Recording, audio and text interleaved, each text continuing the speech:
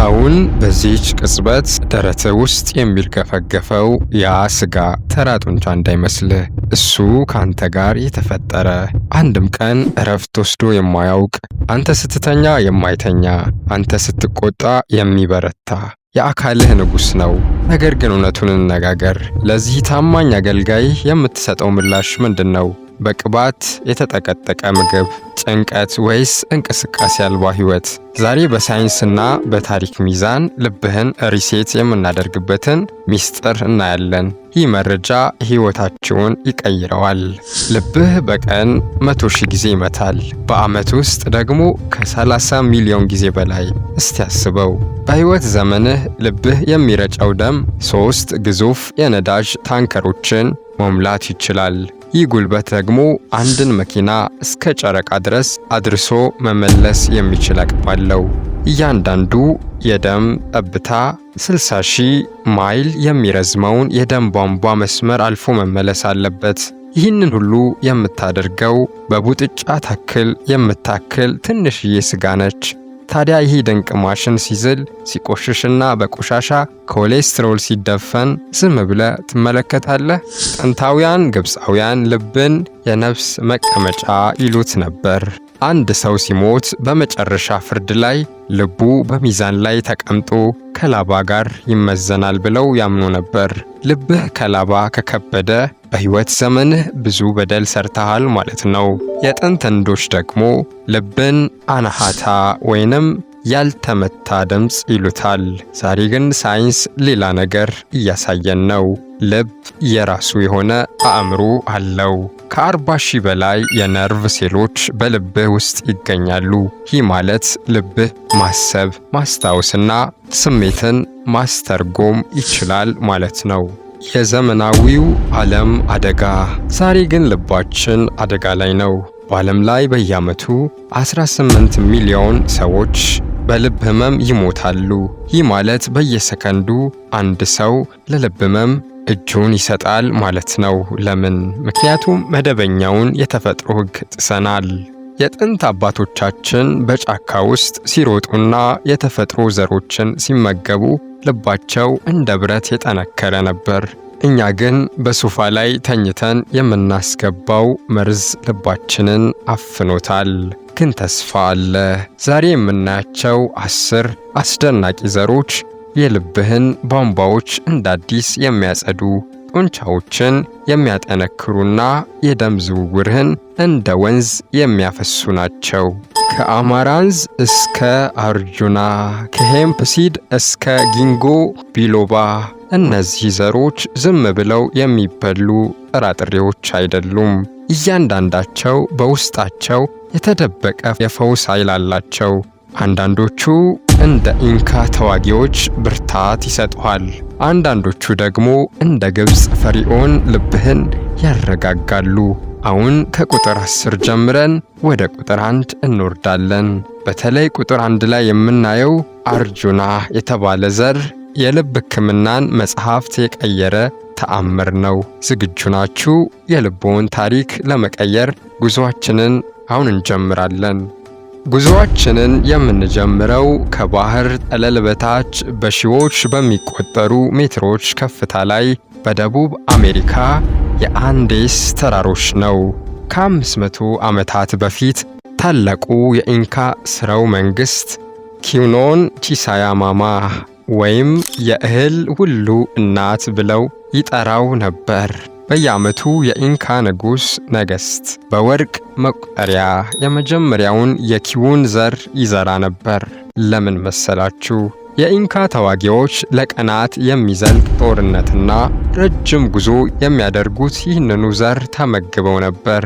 የስፔን ወራሪዎች ኢንካዎችን ለማዳከም ሲሉ የኪውኖን እርሻዎች በሙሉ እንዲቃጠሉ አዘው ነበር። ምክንያቱም ይህ ዘር ለልብና ለሰውነት የሚሰጠው ኃይል ተፈጥሯዊ ያልሆነ ተአምር ነው ብለው ስለፈሩ። ወደ ዘመናዊው ሳይንስ እንምጣ። ኪውኖ ለምን ለልብ ቁጥር 10 ሆነ? ምክንያቱም ሊሟሟ የሚችል ፋይበር ነው። ይህ ፋይበር በደምህ ውስጥ እንዳለ ማግኔት ነው። በደም ቧንቧ ግድግዳ ላይ የተጣበቀውን መጥፎ ኮሌስትሮል ኤልዲኤል እየሳበ ወደ ውጪ ያስወግዳል። ነገር ግን ትልቁ ሚስጥር ማግኒዚየም ነው። ኪኖን በማግኒዚየም የታጨቀ ነው። ማግኒዚየም ለልብህ ምን እንደሆነ ታውቃለህ? ለልብህ የኤሌክትሪክ መስመር እንደ ስቴብላይዘር ነው። የልብ ምትህ እንዳይዛባና የደም ቧንቧዎችህ ዘና እንዲሉ በማድረግ የደም ግፊትን ይቆጣጠራል። አብዛኞቹ እህሎች ጎደሎ ናቸው። ኪኖ ግን ኮምፕሊት ፕሮቲን ነው። በውስጡ 9ኙንም አስፈላጊ አሚኖ አሲዶች ይዟል። ልብህ ጡንቻ እንደመሆኑ መጠን ራሱን ለመጠገን ጥራት ያለው ፕሮቲን ይፈልጋል። ኪኖን ስትመገብ ለልብህ የጥገና ዕቃ እየሰጠኸው ነው። በተጨማሪም ኬዌርሲቲንና ኬምፎል የተባሉ ብርቅዬ ንጥረ ነገሮች አሉት። እነዚህ ንጥረ ነገሮች በልብህ ውስጥ የሚፈጠርን ጥቃቅን ቁስለት ኢንፍላሜሽን ይፈውሳሉ።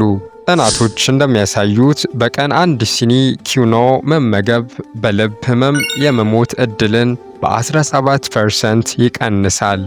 ታዲያ ይህንን የአማልክት እህል እንዴት እንጠቀም? ኪኖንን ከመቀቀላችሁ በፊት በደንብ ጠቡት። ሲፖኔን የተባለ መራራ መከላከያ ስላለው በሩዝ ምትክ በሰላጣ ውስጥ ወይንም ቁርስ ላይ እንደ አጥሚት መጠቀም ትችላላችሁ። ኪኖን ለልብህ ጥንካሬን፣ ለደም ቧንቧህ ጽዳትን፣ ለሕይወትህ ደግሞ ረጅም ዕድሜን ይሰጣል። ነገር ግን ያስታውሱ፣ ኪኖ ገና ጅማሬያችን ነው። ወደ ቁጥር 9 ስንሄድ ስፔኖች ከኪኖ በላይ የፈሩትንና የታገዱትን ሌላ ምስጢራዊ ዘር እናገኛለን። አማራንዝ። በታሪክ ውስጥ ደም የተፈሰሰለት አንድ ምስጢራዊ ዘር እናገኛለን። አማራንዝ። በጥንታዊቷ ሜክሲኮ አዚቴኮች አማራንዝን የማይጠፋ ኤቨርላስቲንግ ብለው ይጠሩት ነበር። የአዚቴኮች ተዋጊዎች ኃይላቸው የሚመነጨው በዚህ ዘር ነበር። ነገር ግን የስፔን ወራሪዎች ሜክሲኮን ሲወሩ አማራንዝ መትከል በሞት ያስቀጣል ብለው አወጁ። ለምን? ምክንያቱም አማራንዝን የሚበላ ሰው በጦርነት ላይ የማይበገር ልብና የማይደክም ጉልበት እንደሚኖረው ስላወቁ ነው። ይህ ዘር ለ500 ዓመታት ከዓለም ተደብቆ ቆይቷል። ዛሬ ግን ሳይንሱ አቧራውን አራግፎ ዳግም አግኝቶታል። አማራንዝ ለምን ለልብ ልዩ ሆነ? መልሱ ስኳሊን የተባለ ብርቅዬ ንጥረ ነገር ውስጥ ነው። ይህ ንጥረ ነገር ብዙውን ጊዜ የሚገኘው በሻርክ አሳ ጉበት ውስጥ ብቻ ነው። ነገር ግን አማራንዝ ከማንኛውም እጽዋት በበለጠ ይህንን ንጥረ ነገር ይዟል። ስኳልን በደም ውስጥ ያለውን የኮሌስትሮል መጠን ዝቅ በማድረግ የልብ ቧንቧዎች እንዳይጠነክሩ ያደርጋል። አማራንዝ ስትመገቡ ልክ በደም ቧንቧዎች ውስጥ የተፈጥሮ ቅባት እንደ ማፍሰስ ይቆጠራል። ደምህ ያለ ግጭትና ያለ ጫና እንዲፈስ ያደርገዋል። የደም ግፊት ጸጥተኛ ገዳይ መሆኑ የሚታወቅ ሲሆን አማራንዝ ከፍተኛ መጠን ያለው ፖታሲየምና ካልሲየም ይዟል። ይህ የደም ቧንቧ ግድግዳዎች እንዲላሉ፣ ግፊቱ እንዲቀንስ ያደርጋል። ከዚህም በላይ አማራንዝ በቪታሚን ኬ የታጨቀ ነው። ይህ ቪታሚን ካልሲየም በልብ ቧንቧዎች ውስጥ ተከማችቶ ድንጋይ እንዳይሆን ይከላከላል። በምትኩ ካልሲየሙን ወደ አጥንትህ ይልከዋል። ይህ ማለት ልብህ ለስላሳና የመለጠ ጣዕም ያለው እንዲሆን ያደርገዋል ማለት ነው። አማራንዝ ግሉተን የለውም፣ ስለዚህ ለማንኛውም ሰው ተስማሚ ነው። እንደ ሩዝ መቀቀል ወይንም እንደ ፈንዲሻ ማፈንዳት ትችላላችሁ። ስትመገቡ ግን አንድ ነገር አስታውሱ። እናንተ እየበላችሁ ያላችሁት ተራ እህል ሳይሆን የጥንት ተዋጊዎችን ልብ የገነባውን የተከለከለ ፍሬ ነው። አማራንዝ ልብህ ዳግም እንዲያብብ ያደርጋል። ነገር ግን ጉዟችን ገና ነው። ወደ ቁጥር 8 ስንሄድ በጥንታዊ ግብፅ ፈርዖን ዘንድ የሰላም ዘር ተብሎ የሚታወቀውን የልብ ምት የሚያረጋጋውን ዘር እናገኛለን። በታሪክ ውስጥ እጅግ አወዛጋቢና ሚስጥራዊ ወደ ሆነው ዘር እንመጣለን። የፓፒ ዘር በጥንታዊቷ ግብፅ ከ3500 ዓመታት በፊት ታላቁ ፈርዖን ቱት አንኪ አሙን ሲቀበር አብረውት ከቀበሩት ውድ ነገሮች መካከል አንዱ የፓፒ ዘር ነበር። ለምን መሰላችሁ? ግብፃውያን ይህ ዘር የልብ ጭንቀት የማስወገድ ኃይል እንዳለው ያምኑ ነበር። በሮማውያን ዘመን ታዋቂው ዶክተር ዲዮስቆራደስ የልብ ምቱ ለሚዛባበትና እንቅልፍ ላጣ ሰው የሚሰጠው የመጀመሪያው መድኃኒት ይህኑ ዘር ነበር። ይህ ዘር የሰላም ተምሳሌት ተብሎ የሚጠራው ዝም ብሎ አይደለም። ፓፒ ዘር ለልብ ጤና ቁልፍ የሆነው ለምንድን ነው? ዋናው ምስጢር በውስጡ ባለው ኦሌይክ አሲድ ነው። ይህ በወይራ ዘይት ውስጥ የሚገኘው ያው ጠቃሚ ቅባት ነው። ኦሌይክ አሲድ በደምህ ውስጥ ያለውን መጥፎ ኮሌስትሮል ኤልዲኤል ዝቅ ሲያደርግ ጥሩን ኮሌስትሮል ኤችዲኤል ደግሞ ከፍ ያደርጋል። ነገር ግን ከሁሉም የሚለየው የልብን ቫልቮች የመጠበቅ አቅም አለው። የልብ ቫልቮች ከዕድሜ ጋር እንዳይደድሩና በትክክል ደም እንዲረጩ ያደርጋቸዋል። ልክ ለአንድ ማሽን ቅባት እንደ መስጠት ማለት ነው። በተጨማሪም ፓፒ ዘር ሊኖሌይክ አሲድ የበለጸገ ነው። ይህ ንጥረ ነገር ለልብ ጤና እጅግ ወሳኝ የሆነው የኦሜጋ 6 አይነት ነው። በደም ቧንቧዎች ውስጥ የሚፈጠርን እብጠትና መቆጣትን ኢንፍላሜሽን በማጥፋት የልብ ድካም አደጋን ይቀንሳል። ሌላው አስገራሚ የብረት አይረን መጠኑ ነው። ልባችን ደም ለመርጨት ኦክሲጅን ያስፈልገዋል። ፓፒ ዘር በደም ውስጥ ያለውን የሄሞግሎቢን መጠን በመጨመር ልባችን ያለ ልፋት ኦክሲጅን እንዲያገኝ ያደርገዋል። ይህ ማለት ልባችሁ ሳይደክም ረጅም ርቀት እንዲጓዝ መርዳት ነው። አንዳንዶች ፓፒ ዘር አደገኛ አይደለም ወይ ብለው ይጠይቃሉ። እውነታው ግን እኛ ለምግብነት የምንጠቀመው ዘር ምንም አይነት አደንዛዥ ባህሪ የለውም። ይልቁንም ለልብህ የተፈጥሮ ማረጋጊያ ነው። በዳቦ ላይ፣ በሰላጣ ውስጥ ወይንም ደግሞ በሻይ መልክ መጠቀም ይቻላል። ስትመገቡ ግን ያንን የፈርዖንን ሰላም ለልባችሁ እየሰጣችሁ መሆኑን አስታውሱ። አሁን ግን ጉዞአችን እየጠነከረ ነው። ወደ ቁጥር 7 ስንሄድ ሁላችንም የምንወረውረውን ነገር ግን በውስጡ የልብን ቧንቧ ኤክስፕረስ መንገድ የሚያደርግ ንጥረ ነገር የያዘውን ዘር እናገኛለን። የሐብሐብ ዘር። ሁላችንም የምንሰራውን አንድ ትልቅ ስህተት እናርማለን። ሐብሐብ በልተህ ዘሩን ትተፋለህ። እንግዲያውስ የልብህን መድኃኒት ወደ ቆሻሻ መጣያው እየወረወርክ ነው። በጥንታዊቷ ግብፅና በሰሜን አፍሪካ በረሃዎች ተጓዦች ሐብሐብን ለውሃ ማጥፊያ ብቻ ሳይሆን ዘሩን አድርቀውና ቆልተው እንደ ዋና የኃይል ምንጭ ይጠቀሙት ነበር። እነዚህ ዘሮች የበረሃ አልማዞች ይባሉ ነበር። ለምን መሰራችሁ? ድርቅ በበዛበትና ሙቀት በበረታበት በረሃ ውስጥ የሰውነትን የደም ዝውውር መቆጣጠር የሚችለው ብቸኛው ምስጢር እዚህ ጥቁር ዘር ውስጥ ተደብቆ ስለሚገኝ ነው። አሁን ወደ ላብራቶሪ እንግባ። የሐብሐብ ዘር ሲትሪሊን በተባለ ንጥረ ነገር የታጨቀ ነው። ይህ ንጥረ ነገር ወደ ሰውነታችን ሲገባ ኤል-አርጂን ወደ ተባለ አሚኖ አሲድ ይቀየራል። ስራው ምንድን ነው? በደም ቧንቧዎችህ ውስጥ ናይትሪክ ኦክሳይድ እንዲመረት ያደርጋል። ናይትሪክ ኦክሳይድ ደግሞ የደም ቧንቧዎች ኤክስፓንድ እንዲያደርጉ ወይንም እንዲለጠጡ ያደርጋቸዋል። የደም ቧንቧ ስፋት ግፊትን ይቀንሳል። ልብህ ደም ለመርጨት የሚጠበቅበት ጫና ይቀላል። ልክ ጠባብ መንገድ ወደ ሰፊ አውራ ጎዳና እንደ መቀየር ማለት ነው። ግን ይህ ብቻ አይደለም። የሐብሐብ ዘር እጅግ ከፍተኛ መጠን ያለው ማግኒዥየም ይዟል። በ100 ግራም የሐብሐብ ዘር ውስጥ 139% የሚሆነው የሰውነታችንን ዕለታዊ ፍላጎት ማግኘት ይቻላል። ማግኒዚየም የልብን ምት ሪትም ትክክለኛ ያደርጋል። በተጨማሪም በውስጡ ያለው ዚንክ የልብን ሴሎች ከጥቃት ይከላከላል። ከልብ ድካም የተረፉ ሰዎች ልባቸውን መልሰው ለመገንባት ከሚጠቀሙባቸው ዋና ዋና ተፈጥሯዊ ምግቦች አንዱ የሐብሐብ ዘር ነው።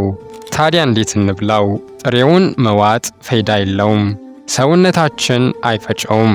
የሐብሐብ ዘርን አድርቃችሁ ቆልታችሁ እንደ ለውዝ መብላት ወይንም ፈጭታችሁ በምግብ ላይ መነስነስ ትችላላችሁ። ጣዕሙም እንደ ሰንፍላወር ዘር በጣም የሚጣፍጥ ነው። ከዛሬ ጀምሮ ሐብሐብን ስትመገቡ ስጋውን ለጥማቶ ዘሩን ደግሞ ለልቦ ጤና ያስቀምጡ። አሁን ግን ወደ ቁጥር 6 እንሸጋገራለን። የሮማ ወታደሮች የልብ ጫናን ለመቀነስና ብርታትን ለማግኘት የሚጠቀሙበትን በፖታሲየም የበለጸገውን አስደናቂ ዘር እናያለን። የፌናል ዘር ስሙ ራሱ ድልን ወደሚያበስር ዜና መጥተናል። ፌናል የግሪክ ሰዎች ይህንን ተክል ማራቶን ብለው ይጠሩት ነበር። ለምን መሰላችሁ? ታሪካዊ የማራቶን ጦርነት የተካሄደው ፌናል በብዛት በሚበቅልበት ሜዳ ላይ ስለነበር ነው። የጥንት ግሪክ ሯጮችና የሮማ ወታደሮች ረጅም ርቀት ከመጓዛቸው በፊት የፌናል ዘርን ያኝኩ ነበር። ይህም የልብን ጫና እንደሚቀንስና ሁለተኛ ትንፋሽ እንደሚሰጥ ያምኑ ነበር።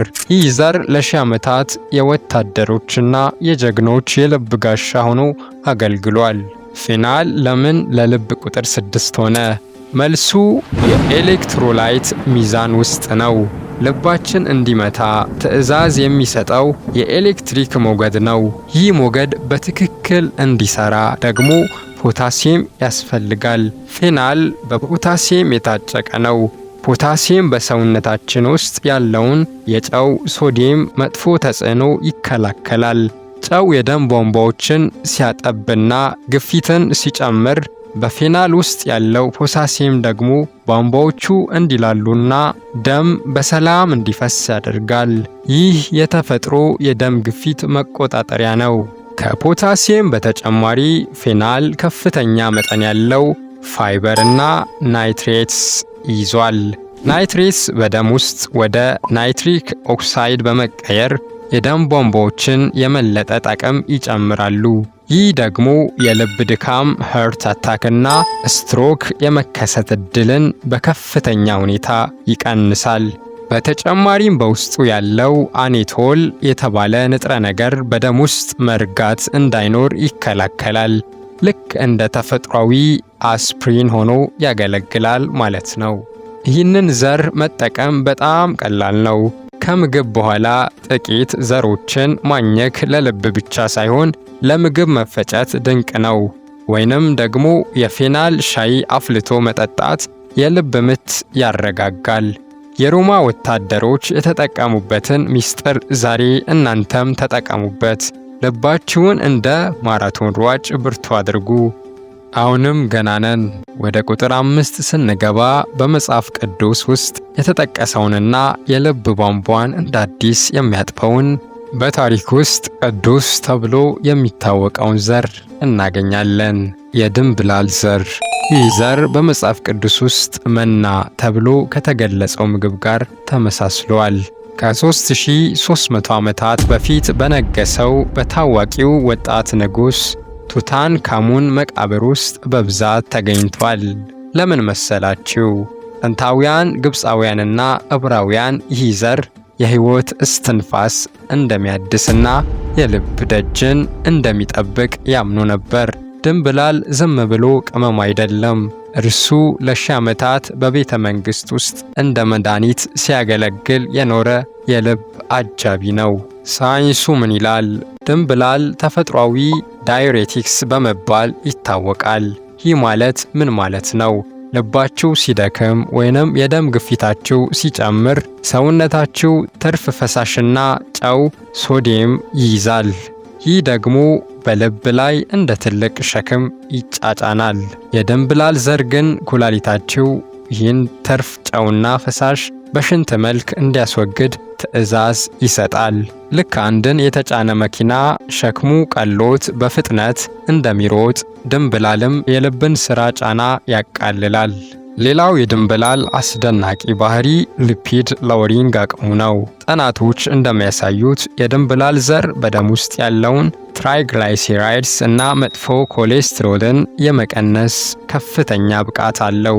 በተመሳሳይ ጊዜ ደግሞ ጥሩውን ኮሌስትሮል ኤችዲኤል ከፍ ያደርገዋል። ይህ ማለት በደም ቧንቧ ውስጥ የሚፈጠርን ማንኛውንም ትራፊክ ይከፍታል ማለት ነው። ደም ሳይወፍርና ሳይረጋ በነፃነት እንዲዘዋወር በማድረግ ድንገተኛ የልብ ድካምን ይከላከላል። ይህን ታምራዊ ዘር እንዴት እንጠቀም? ግማሽ የሻይ ማንኪያ የድንብላል ዘር በአንድ ብርጭቆ ውሃ ውስጥ ዘፍስፎ ማደር። ጠዋት በባዶ ሆድ መጠጣት የልብ ቧንቧን ለማጽዳት ቁልፍ መንገድ ነው። ወይም ደግሞ በምግብ ላይ በብዛት በመነስነስ ጣዕሙንም ጤናውንም ማግኘት ይቻላል። የፈርዖን ምስጢር ዛሬ በእጃችሁ ላይ ነው። አሁን ግን ወደ ቁጥር 4 እንሸጋገራለን። የሰው ልጅ በምድር ላይ ካገኛቸው ጥንታዊ ዘሮች አንዱ የሆነውና የደም ዝውውር መሐንዲስ የሚባለውን የጊንጎ ቢሎባ ዘር እናያለን። ይህ ዘር ተክል ሳይሆን ተአምር ነው። ጊንጎ ቢሎባ ይህ ዛፍ በምድር ላይ ከ270 ሚሊዮን ዓመታት በላይ የኖረ ሕያው ሬተ አካል ነው። ዳይኖሰሮች ሲጠፉ እሱ አልጠፋም። የበረዶ ዘመን ሲመጣ አልተሸነፈም። ይባስ ብሎም በ1945 በጃፓን ሂሮሺማ የአቶሚክ ቦምብ ሲፈነዳ በቦምቡ ማዕከል አቅራቢያ ሆኖ በሕይወት የተረፈ ብቸኛው ፍጥረት ይህ ዛፍ ነው። ለምን መሰላችሁ? ጊንጎ በውስጡ የማይበገር የጥገና ኮድ አለው።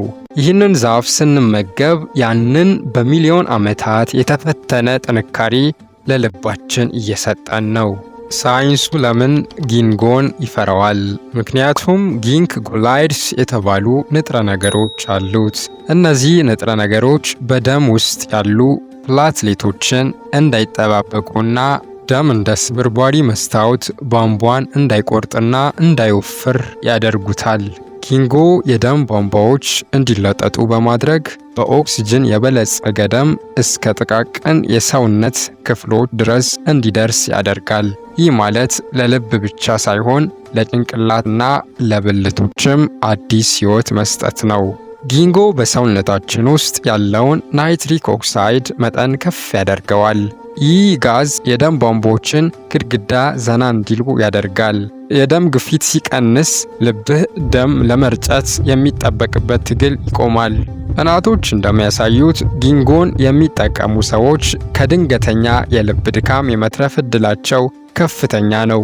ምክንያቱም ጊንጎ ልብን በአስቸጋሪ ሁኔታ ውስጥ እንኳን ኦክሲጅን በበቂ ሁኔታ እንዲያገኝ ባካፕ ሆኖ ስለሚሰራ ነው።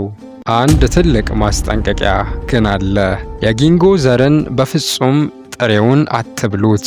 መርዛማ ሊሆን ይችላል።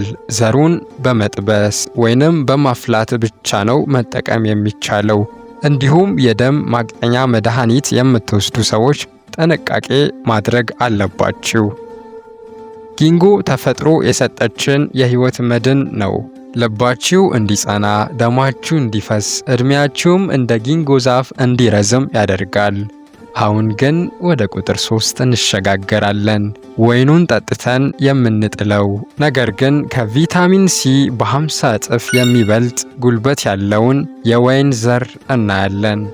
ሳይንቲስቶችን ለዘመናት ግራ ስላጋባው የፈረንሳዮች እንቆቅልሽ The French Paradox እናወራለን። ፈረንሳዮች ቅባት የተሞላ ምግብ እየተመገቡ እንዴት የልብ ህመም አያጠቃቸውም? ለዘመናት መልሱ ወይኑ ላይ ነው ተብለው ታምኖ ነበር።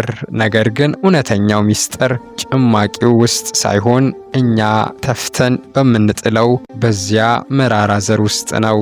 ጥንታዊ ግሪኮችና ሮማውያን የዋይን ዘርን ፈጭተው ለቁስል ማከሚያና ለልብ ብርታት ይጠቀሙበት ነበር።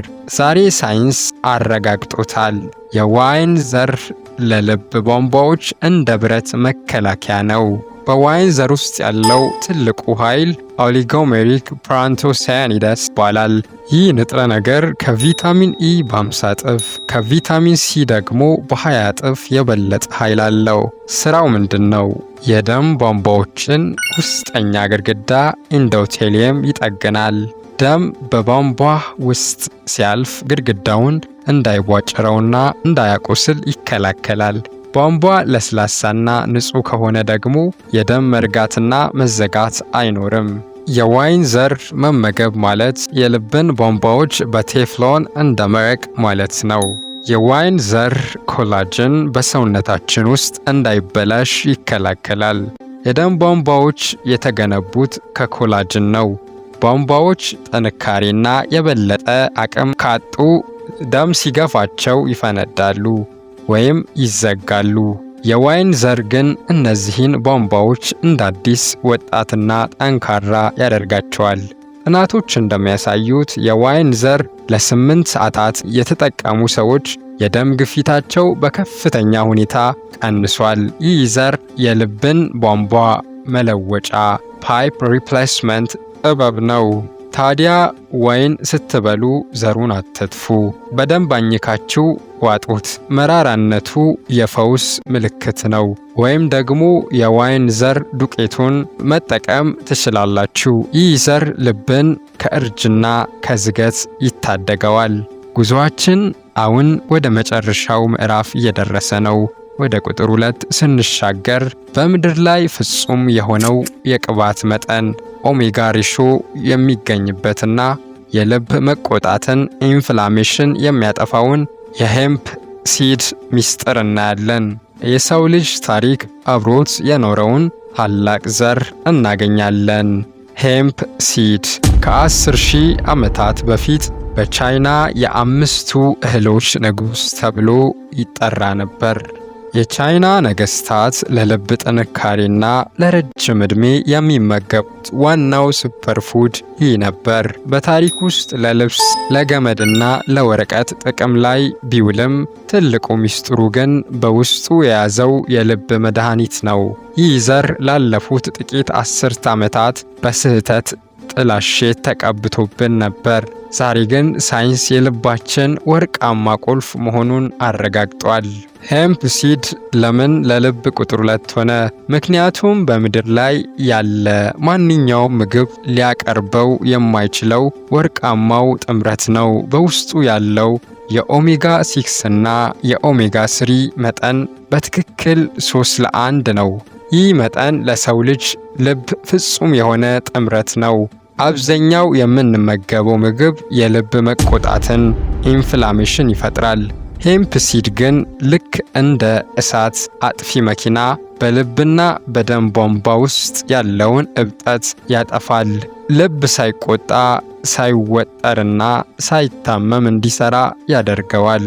በተጨማሪም ሄምፕ ሲድ ከፍተኛ መጠን ያለው አርጂን የተባለ አሚኖ አሲድ ይዟል። ይህ ንጥረ ነገር በሰውነታችን ውስጥ ናይትሪክ ኦክሳይድ እንዲመረት ያደርጋል። ናይትሪክ ኦክሳይድ ደግሞ ቧንቧዎች እንዲለጠጡና እንዲዝናኑ ያደርጋል። ጥናቶች እንደሚያሳዩት አርጂን በብዛት መመገብ በልብ በሽታ የመጋለጥ ዕድልን በከፍተኛ ሁኔታ ይቀንሳል። በተጨማሪም በውስጡ ያለው ከፍተኛ ማግኒዚየም የልብ ምትን እንደ ሰዓት ትክክለኛ እንዲሆን ያደርገዋል። ሄምፕ ሲድን መጠቀም በጣም ደስ የሚል ነው። ጣዕሙ እንደ ለውዝ የሚጣፍጥ ሲሆን ጥሬውን በሰላጣ፣ በአጃ ወይንም በዩገርት ላይ ነስንሶ መብላት ይቻላል። ይህ ዘር ልብን ከውስጥ ይጠግናል፣ ደምን ያቀላል፣ ሕይወትን ያድሳል። አሁን ግን ወደ መጨረሻውና ወደ ቁልፉ ሰዓት ደርሰናል። የልብ የመጨረሻው መድኃኒት ተብሎ የሚጠራውን የልብን ጡንቻ እንደ ብረት የሚያጠነክረውንና በሳይንስ ዓለም ተወዳዳሪ የሌለውን ቁጥር 1 ዘር እናያለን። የአርጁና ዛፍ ዘር ቅርፊት። እነሆ ወደ ጉዞአችን ማጠቃለያ ወደ ደረጃው ጫፍ ደርሰናል። ቁጥር 1 የአርጁና ዛፍ። ስሙ የመጣው አርጁና ከተባለ ጥንታዊ የህንድ አፈታሪክ ጀግና ነው። ይህ ጀግና በጦር ሜዳ ላይ የማይበገር እንደነበር ሁሉ ይህ ዛፍ ልብን የማይበገር የማድረግ ኃይል አለው ተብሎ ይታመናል። ከ3000 ዓመታት በላይ የሆነው የአዩርቬዳ የሕክምና ጥበብ ውስጥ አርጁና የልብ ጠባቂ ጋርደን ኦፍ ዘ ሃርት ተብሎ ነው የሚጠራው። ጥንታውያን ጠቢባን ልብ ሲደክም ሲቆስልና ተስፋ ሲቆርጥ የሚሰጡት ብቸኛውና የመጨረሻው መፍትሄ ይህንን ነበር። ሳይንሱ በአርጁና ላይ ደርሶ ቆሟል። አርጁና ሌሎች ዘሮች የማያደርጉትን አንድ ተአምራዊ ነገር ያደርጋል። እሱም የልብ ጡንቻ በቀጥታ ማጠናከር ነው። አርጁና በውስጡ አርጁኖሊክ አሲድ የተባለ ብርቅዬ ንጥረ ነገር ይዟል።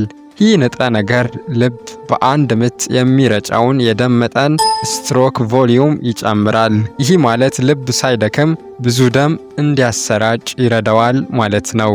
የልብ ድካም ላለባቸው ሰዎች አርጁና እንደ ተፈጥሯዊ ቶኒክ ሆኖ በማገልገል የልብ የመርጨት አቅምን እንደ አዲስ ያድሳል።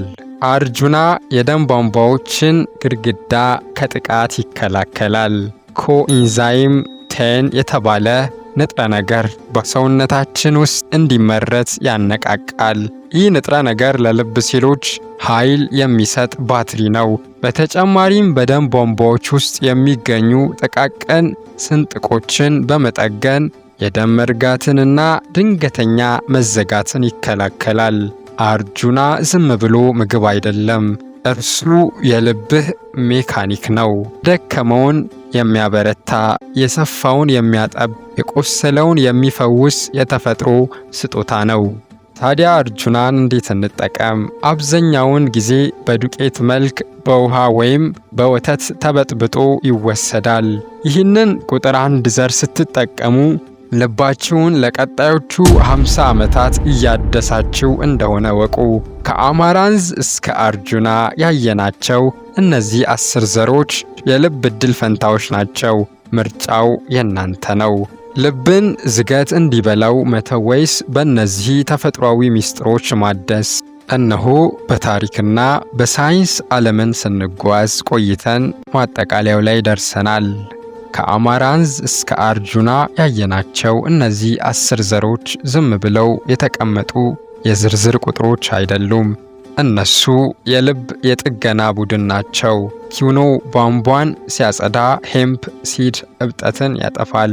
አርጁና ደግሞ የልብን ጡንቻ እንደ አዲስ ይገነባል። እነዚህን ዘሮች በአንድ ላይ ስናያቸው ተፈጥሮ ልባችንን ለመጠበቅ ያዘጋጀችው የመከላከያ ሰራዊት እንደሆነ እንረዳለን። አሁን ጥያቄው ያለው እናንተ ጋ ነው። ይህንን መረጃ ሰምታችሁ እንደ ማንኛውም ተራ ወሬ ትረሳላችሁ ወይስ የልባችሁን ታሪክ ትቀይራላችሁ? ልባችሁ ለተጨማሪ 30ና 40 ዓመታት ያለምንም እንክብካቤ እንዲመታ አትጠብቁ። ዛሬውኑ ከ10 ዘሮች መካከል ቢያንስ 2ቱን ወይንም 3ቱን መርጣችሁ ወደ ምግባችሁ ቀላቅሉ። ለውጡን በሳምንታት ውስጥ በኃይል በትንፋሽና በደስታ ላይ ታያላችሁ። አስታውሱ፣ ልባችሁ ሲቆም ሕይወታችሁ ይቆማል። ልባችሁን ስታድሱ ግን ሕይወታችሁን ታድሳላችሁ። ልባችሁ እናንተን ለማገልገል አንድም ቀን አድማ አድርጎ አያውቅም። እናንተ ስታዝኑ አብሯችሁ አዝኗል፣ ስትሮጡ አብሯችሁ ደክሟል። አሁን ደግሞ የሱ ተራ ነው። እነዚህን ጥንታዊና ሳይንሳዊ ሚስጥሮችን በመጠቀም ለልባችሁ የሚገባውን ክብር ስጡ። ነገ ስትነቁ የምትተነፍሱት አየር ንጹህ ሆኖ እንዲሰማችሁ፣ ልባችሁም እንደ አዲስ ተወልዶ በደረታችሁ ውስጥ በደስታ እንዲዘል አድርጉት። እናንተ የጤናችሁ መሐንዲስ ናችሁ። ይህንን ጥልቅ ጉዞ ከኔ ጋር ስለተጓዛችሁ እጅግ አመሰግናለሁ። ይህ መረጃ ለብዙዎች የህይወት መስመር ሊሆን ስለሚችል ለምትወዷቸው ሰዎች ሼር አድርጉ። ጥያቄ ካላችሁ ኮሜንት ላይ አስቀምጡልኝ። በየሳምንቱ እንደዚህ ያሉ የጤና ምክሮችን ይዘን እንቀርባለን። እስከዚያው ልባችሁን ጠብቁ፣ ልባችሁም ይጠብቃችኋል። ቻው፣ ደህና ሰንብቱ።